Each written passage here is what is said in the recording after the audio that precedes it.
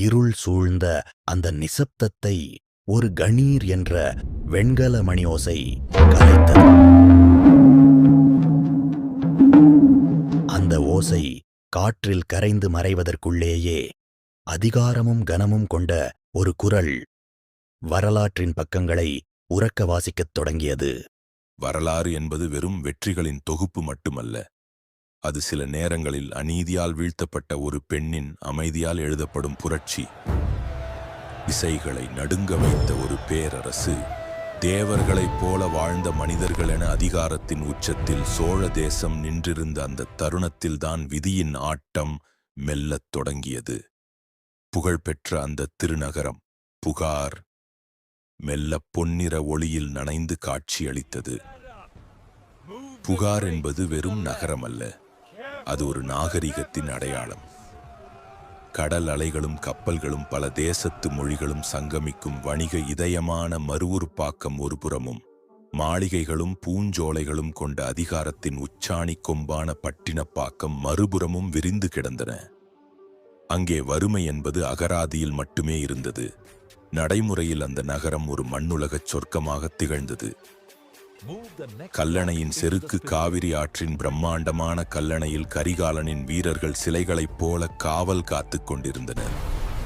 சீறி வரும் யானையைப் போன்ற காவிரி நீரின் வேகத்தை கண்டு வியந்த ஓர் இளம் அதிகாரி, ஐயா, பாயும் ஆற்றில் அணை கட்டுவது என்பது இதுவரை யாரும் செய்யாத ஒன்று.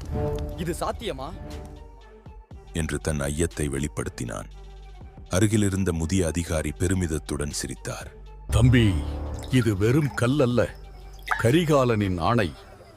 அவன் இமயமலையே வளைத்து புலிக்கொடி நாட்டியவன் என்றார். அந்த பேரரசனின் மன உறுதியைப் போலவே அந்த அணையும் வலிமையானது. குடகு மலையில் பிறந்த காவிரி கரிகாலனின் மடியில் தவழ்ந்து கொண்டிருந்தது. அந்த அணையின் ஒவ்வொரு கல்லிலும் சோழனின் செருக்கு கலந்திருந்தது. அங்கே நீர் கூட மன்னனின் அனுமதியின்றி பாய முடியவில்லை. தற்போது புலிமுத்திரையின் கௌரவம் காவிரி கடலில் கலக்கும் துறைமுகத்தில் வானுயர்ந்த பாய்மரங்களுக்கு இடையே ஒரு பரபரப்பான சூழல் நிலவியது. யவன நாட்டு வணிகன் ஒருவன் தன் கப்பலில் இருந்த மேலை நாட்டு வைரங்களுக்காக அதிக வரி விதிக்கப்பட்டதைக் கண்டு, அதிகாரியே, எங்கள் கப்பலில் இருப்பவை மேலை நாட்டு வைரங்கள், இதோ அதற்கான வரிப்பணம். ஆனால் ஒரு கப்பலுக்கு இவ்வளவு பெரிய வரியா? இது அநீதி அல்லவா என்று சோழ அதிகாரியிடம் வாதிட்டான். ஆனால் அங்கு வந்த மற்றொரு அதிகாரி கண்களில் கனல் கக்க அவனை இடைமறித்தான். நீ நிற்பது சோழ மண்ணில். இங்கே ஒரு புல் அசைவதற்கும் நீ மூச்சு விடுப்பதற்கும் கூட கரிகாலன் அனுமதி வேண்டும் என்று அழுத்தமாகச் சொன்னவன் பழுக்க காய்ச்சிய இரும்பு கோலால் அந்த மூட்டையின் மீது ஆக்ரோஷமாக பதித்தான்.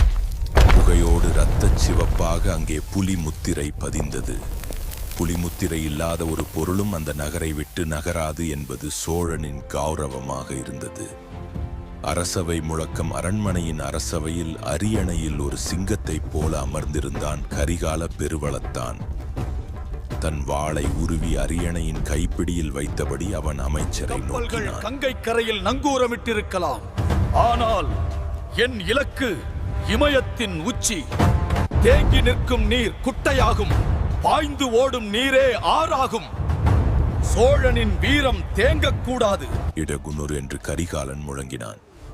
தன் தேசத்தில் ஒரு ஏழை கண்ணீர் சிந்தினால் கூட அது தன் செங்கோல் செய்யும் தவறு என்பதில் அவன் உறுதியாக இருந்தான். கரிகாலனின் அந்த முழக்கம் அரசவை மண்டபத்தின் தூண்களில் எதிரொலித்து மெல்ல அடங்கியது. அமைச்சர்கள் அனைவரும் மௌனமாக தலைவணங்க, பின்னர் அன்று இரவு வேளையில் அவனது உப்பரிகைக்குச் சென்றான்.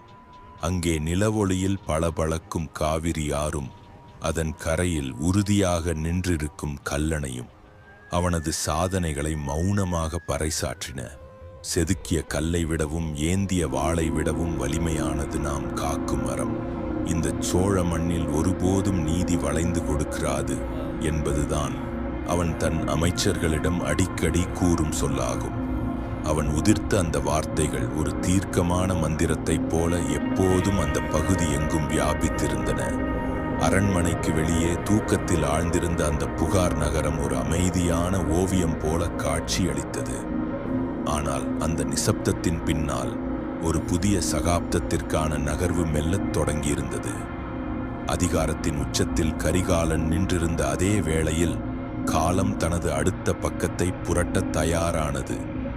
புலிமுத்திரை பதித்த அந்த மண்ணில் வீரமும் அதிகாரமும் ஒரு புறம் இருக்க, நீதியை உயிர் மூச்சாக கொண்ட ஒரு புதிய புரட்சி எங்கே துளிர்க்கப் போகிறது என்பதை அந்த பூம்புகார் இரவின் காற்று ரகசியமாக தன்னுள் ஒளித்து வைத்திருந்தது.